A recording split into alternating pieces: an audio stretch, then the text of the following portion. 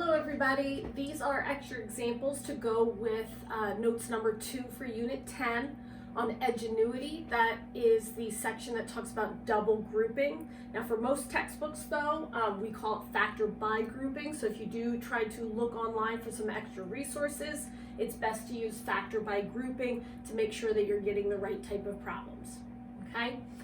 If you are a little unsure about the last section, which was finding the GCF, the greatest common factor, and factoring that out of polynomials, you'll definitely want to go back and either watch that video in Edgenuity again or watch the YouTube video that I made for that one, because all of this is going to be based on that. All right, so let's get started. So this time, guys, I just pulled some extra examples. Okay, some will look super familiar to the Edgenuity problem, some will be different. But again, the idea is just to clarify what was already instructed in Edgenuity and to just offer some extra practice. So what happens here, guys, is when we're talking about double grouping or factor by grouping, we're always going to do this when we have 4 terms. So when we have 4 terms, what we do is we basically group the 2 sections. Okay, so for example, I'll group this section right here, the first 2, and then the second 2 here. And what we're going to do is we're going to factor out the greatest common factor from each pair. Now you should have already gone through that section in Edgenuity, so we're not going to necessarily write out all the details and the work we would have done for that first section. But please, again, if you are unsure about where I'm getting the GCFs from, then please make sure that you go back to the other video and the other section of Edgenuity to double check. So when I take a look at these first 2 pieces here, I notice they both have x's. I've got an x cubed and an x squared. Remember that with the GCF of variables, we just take the GCF with the smaller exponent. So I know that I've got an x squared as my GCF. There's nothing else because technically the number in front of here is a 1, and if we're talking about a 1 and a 9, the only thing that divides evenly into both is a 1, and we don't really have to write that 1.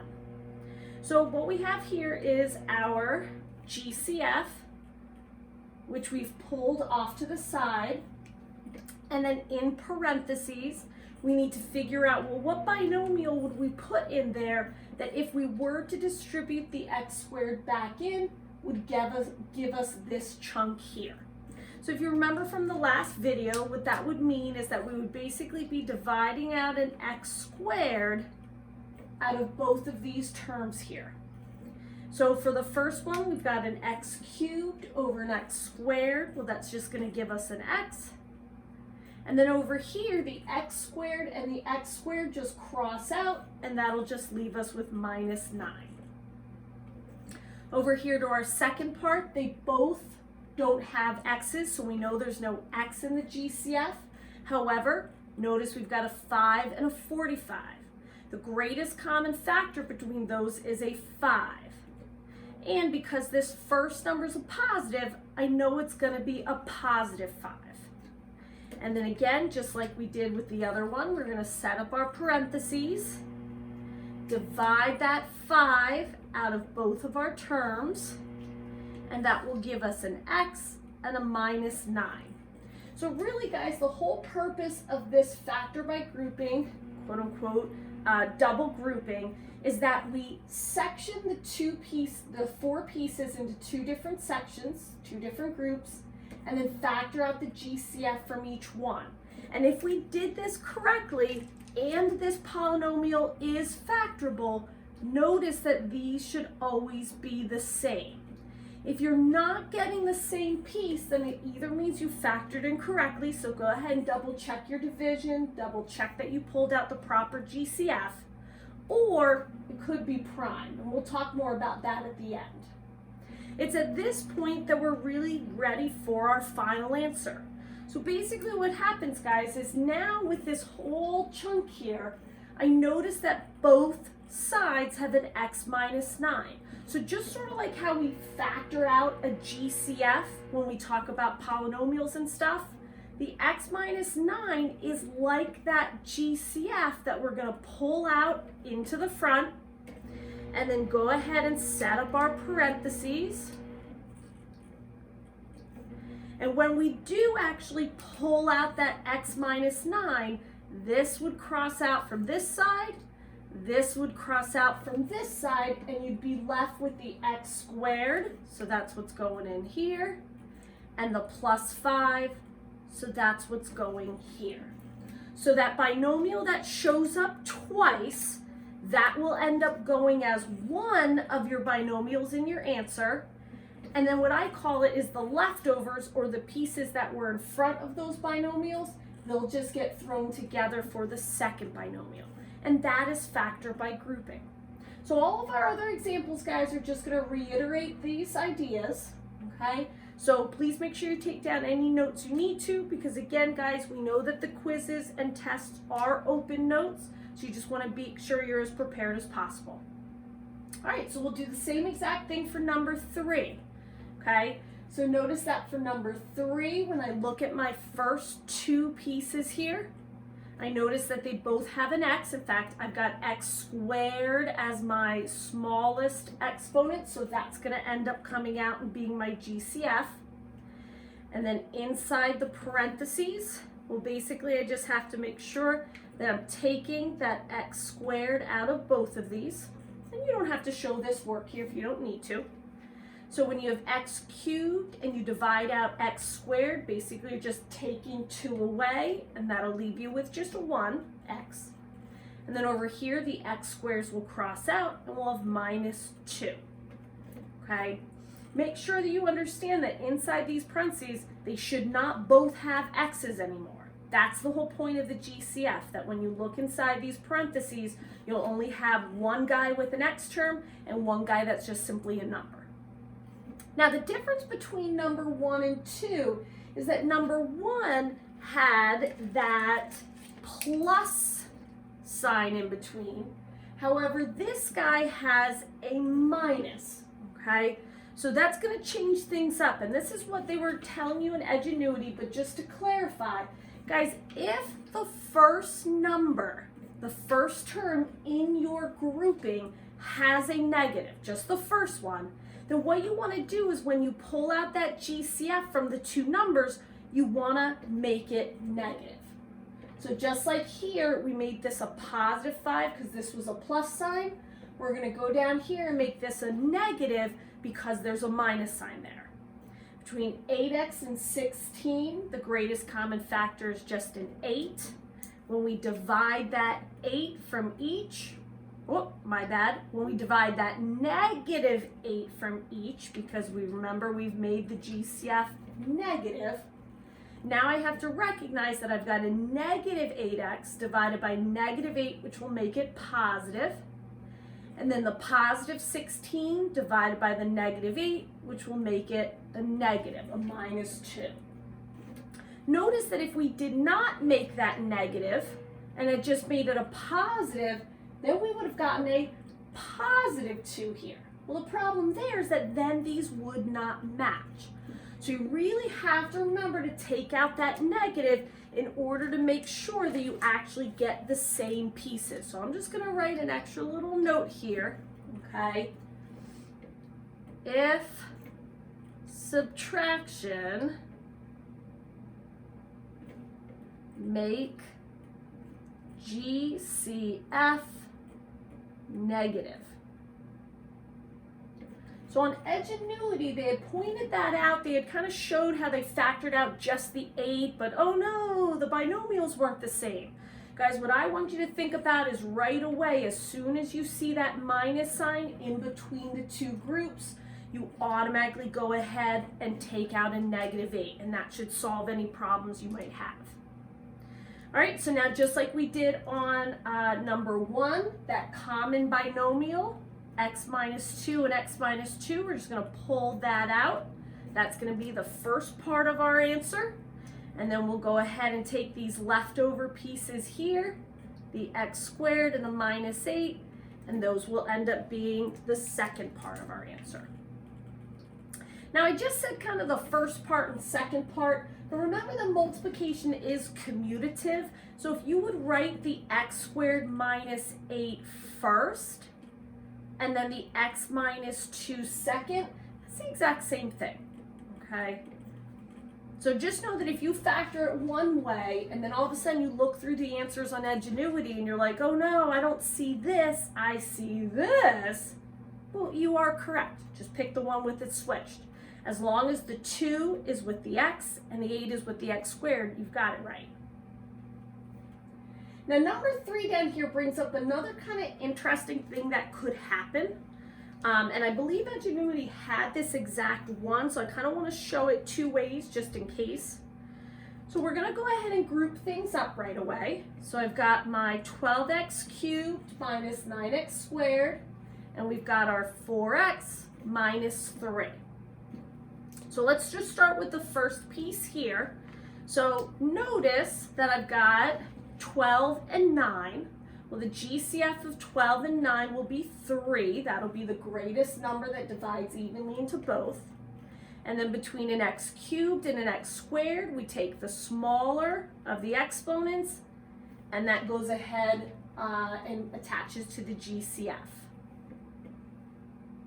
Figuring out what to go in there, okay, we'll notice that if you would divide out a 3x squared from the first term, that would get you a 4, because 3 times 4 is 12. And then x cubed and x squared will give you an x.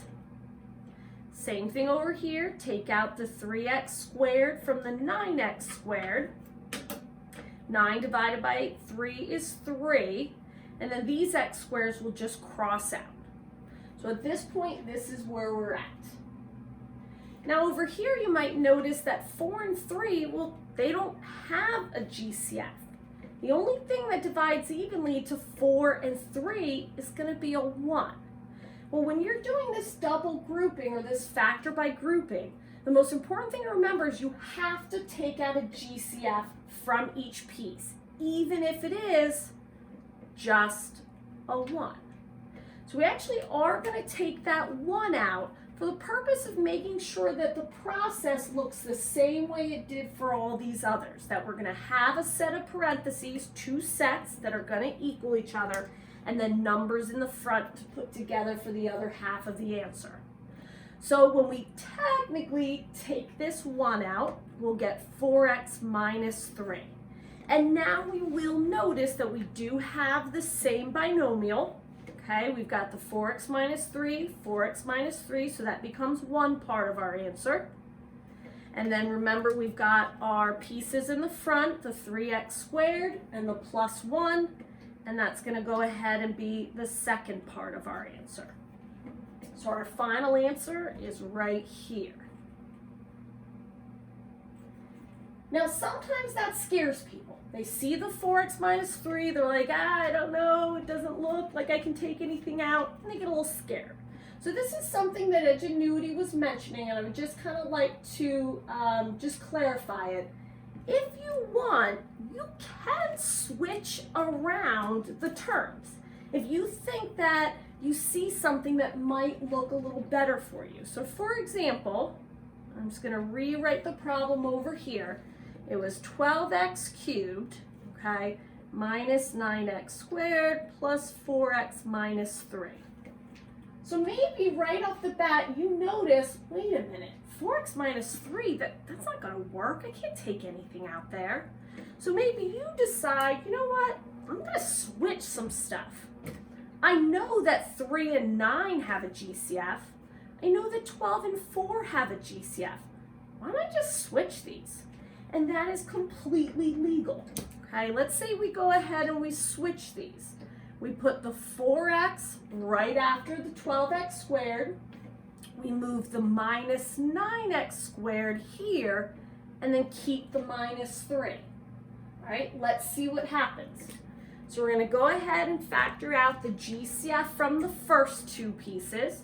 So with the first 2 pieces here, we'll have a 4x that comes out, and that'll leave us with a 3x, because I'm going to divide the 12x cubed by 4x.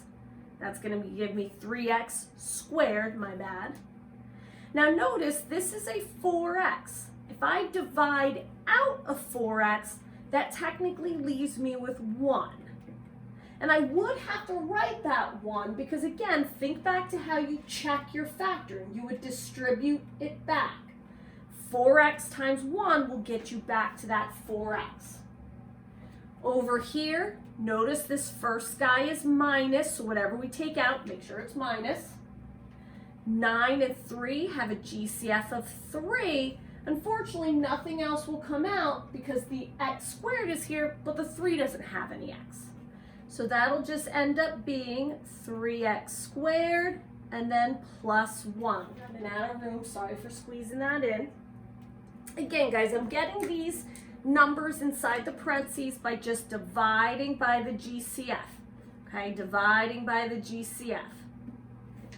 So what we've really found is that if we had wanted to go ahead and switch those pieces around because it just makes us feel more comfortable, we're actually going to end up getting the exact same answer. We're going to have this now as our common piece, the 3x squared minus 1, and then 4x and minus 3 will be the front pieces, and that gives us the same exact answer. They're just switched around.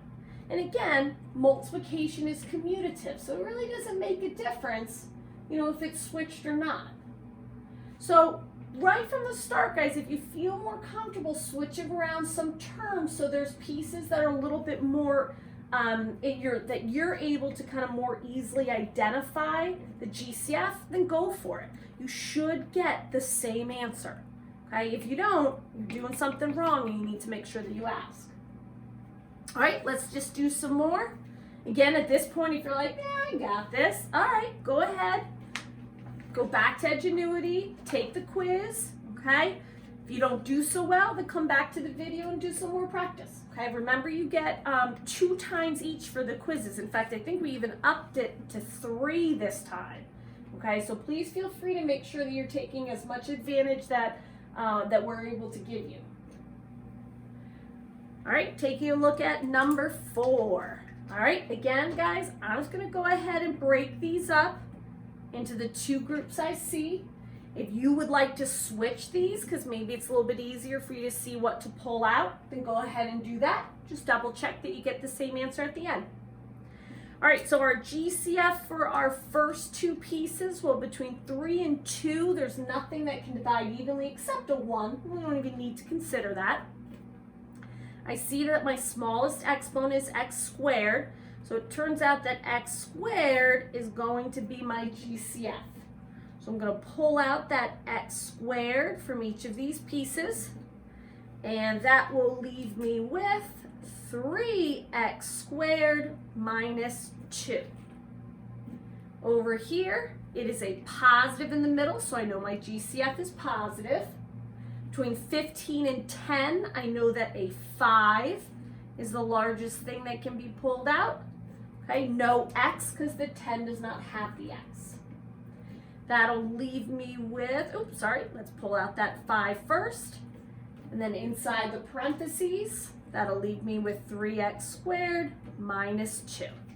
We know we did this process correct because these 2 have the same exact binomial. So now that common binomial, we're just going to pull that guy out. He's part of your answer. And then as far as these little guys that are in front here, they're just going to get pulled over for the second binomial. And there's your final answer. 3x squared minus 2 in one set of parentheses and x squared plus 5 in the other. Moving right along. All right, we've got a 6x cubed and a minus 3x squared. Okay, between 6 and 3, I know I can pull out a 3. Between the x cubed and the x squared, again, take the smallest guy, that's going to be x squared. So we'll go ahead and pull out 3x squared from both of these. 6 divided by 3 is 2, x cubed, and then take away x squared is just an x. Notice over here, guys, the 3's cross out. The x squares cross out, okay? But you can't just write nothing.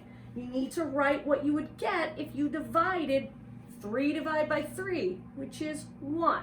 X squared divided by x squared, which is technically 1. So we do need that minus 1 there. Remember when we talked about with our last section, guys, if you have 2 terms here and you pull out a GCF, there should be 2 terms inside the parentheses. So you definitely need that 1 there.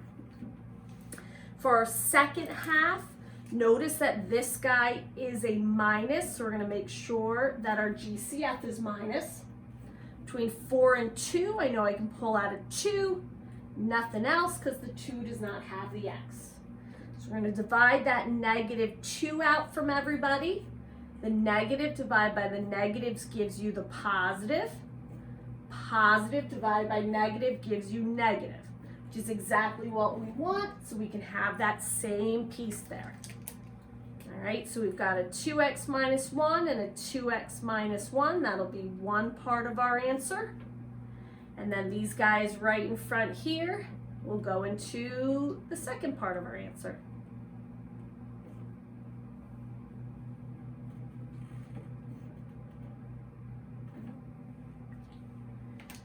And again, just moving right along, guys.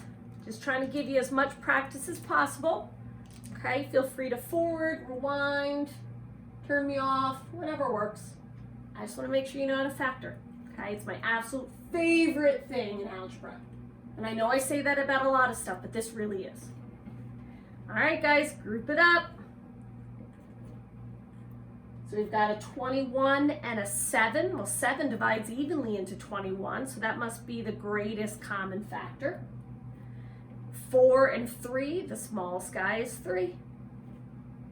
Now we need to divide that out from each side. We got 7x cubed and 7x cubed, so we're dividing it out of both terms. That'll leave me with 3x for my first term, and again, a plus 1. Okay, so just like up top here where I needed to include the 1, same thing here. Okay, very common mistake that I see kids do is leave that out, but you definitely need that 1 as kind of like a placeholder.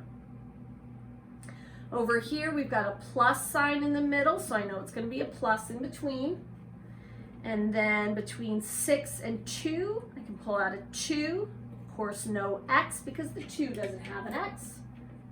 Take out the 2, and that leaves us with 3x plus 1. Common binomial is 3x plus 1, so we're going to pull that out. And then the front pieces go in their own little section. I believe on Edgenuity, they mention again and again about how you're using the distributive property. And that's really, guys, what factoring is. It's the distributive property in reverse. Okay? All right, I've got a couple more examples. Again, guys, just trying to give you as much practice as possible.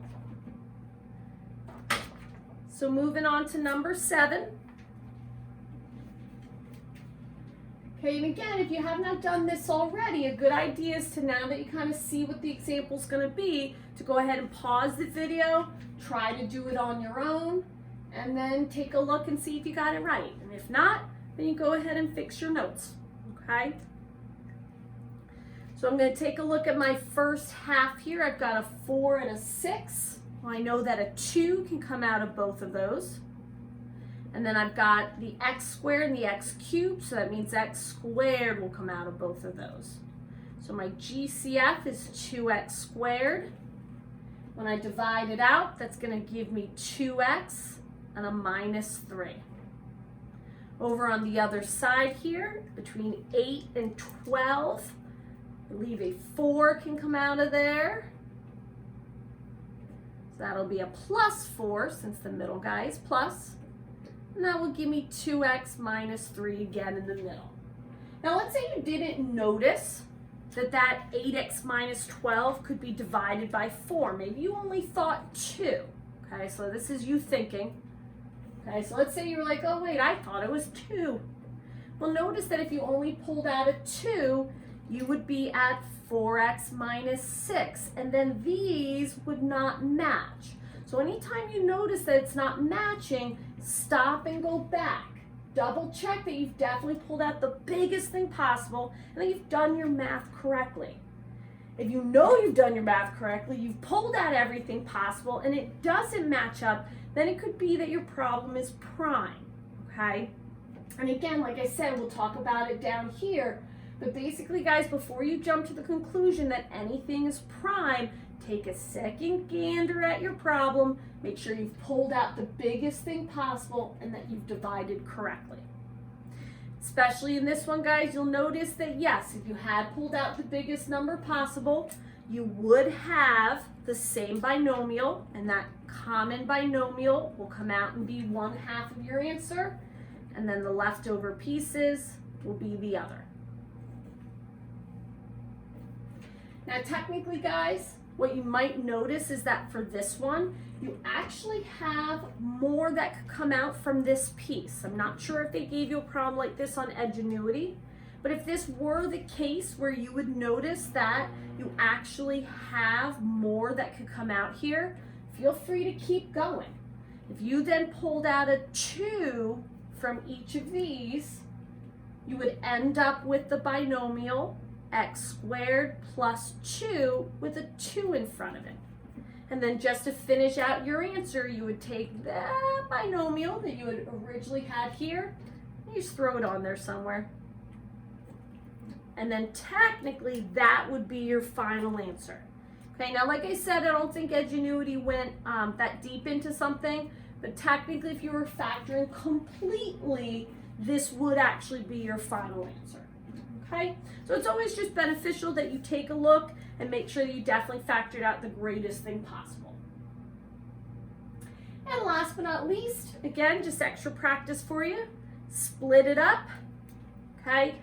Again, this you might think about as, well, wait, I'm not seeing anything between 6 and 5. Maybe you go ahead and switch these around. That's completely up to you, okay? I'm just gonna do it like I see it, okay? 6x squared minus 5x, well, I know I can pull out an x from there, but I'm not going to be able to pull out anything else because 6 and 5, we called that relatively prime in the last video, meaning the only number that divides into both of those is a 1. So we're going to go ahead and take that x out of each of those. That'll leave us with 6x and then minus 5. And then over here in our second half, now notice, I'm going to keep bringing this up over and over again. If you have a minus sign here, make sure you pull out that minus. Do it right away so you know you're going to have that answer. And taking a look, I've got a 12 and a 10.